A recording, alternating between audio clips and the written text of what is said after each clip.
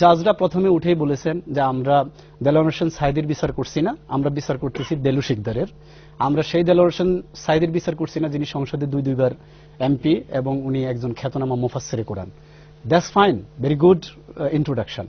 এখন আসেন, প্রশ্নটা হচ্ছে যে আসলেই এই দেলোয়ার হোসেন সাঈদী কি আসলে দেলোয়ার শিকদার কিনা। আপনি একটা জেনারেল মানে কমন সেন্সেই দেখেন, যদি এটা বোঝার জন্য খুব বড় লিগ্যাল এক্সপার্ট হওয়ার দরকার নেই।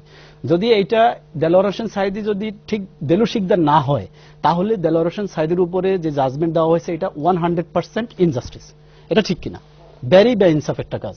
এখন আমার তথ্য যা বলে, একজন লয়ার হিসেবে আমি স্টাডি করেছি, উইটনেস স্টেটমেন্টগুলো দেখেছি, আমার কাছে ফুল জাজমেন্ট আছে এবং সবগুলা মানে এক্সিবিট আছে আমার কাছে। If you want I can show. Number one হচ্ছে যে ডিফেন্স লয়ার যে স্টেটমেন্টগুলো দিয়েছে, নাম্বার ওয়ান হচ্ছে দেলোয়ার হোসেন সাঈদী 1940 সালে জন্মগ্রহণ করেন এবং একটা সম্ভ্রান্ত মুসলিম ফ্যামিলি। কিন্তু ডিটেইলে যেতে পারবো না, আমি যাব না, আমাকে জাস্ট 1 মিনিট সময় দিবেন। যে আমি শুধু ভূমিকাটাই বলবো যে উনি দেলোয়ার হোসেন সাঈদী কি দেলোয়ার শিকদার কিনা। 1940 সালে দেলোয়ার হোসেন সাঈদী জন্মগ্রহণ করেন।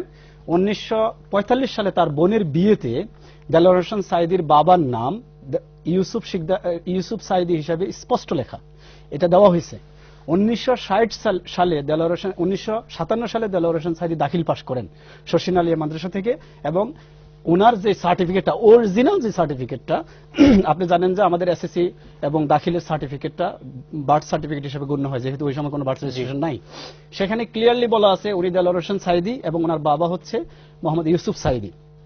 তারপরে দেখেন 1971 সালের পর থেকে শুরু করে 1972 সালে উনি তাফসির করেন সর্বপ্রথম এবং সেটা ফিরোজপুরের টাউন হলে। সেখানে উনি প্রধান অতিথি ছিলেন দেলোয়ার হোসেন সাঈদী হিসাবে। 1974 সালে উনি হজে যান, ওনার হজের পাসপোর্টটা হচ্ছে দেলোয়ার হোসেন সাঈদী। আপনার আমাকে just less than 1 minute I will take. Then 1973 সালে উনি ঢাকা টিএনটি কলোনিতে প্রধান অতিথি হিসাবে একটা তাফসির করেন, সেখানে উনি দেলোয়ার হোসেন সাঈদী।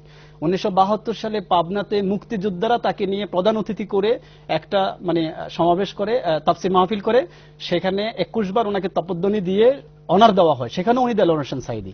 তারপর থেকে আজ পর্যন্ত উনি দেলোয়ার হোসেন সাঈদী হিসেবে আছেন। এখন আমার পরিষ্কার বক্তব্য যে যদি দেলোয়ার হোসেন সাঈদী দেলোয়ার শিকদার না হয়, তাহলে ওনার উপরে যে বেইনসাফি করা হচ্ছে এবং এই বেইনসাফির কারণে বাংলাদেশে যাদের প্রাণ গেল এবং ভবিষ্যতে আরো যা হবে, এর দায় দায়িত্ব সবটুকুই সরকারকে নিতে হবে। সো নো ওয়ে, এটা এই Delwar Hossain Sayeedi is not the Delwar Shikdar. আচ্ছা, আমার কাছে আরো কিছু এভিডেন্স আছে, আমি সময়ের কারণে আমি বলতে পারছি না।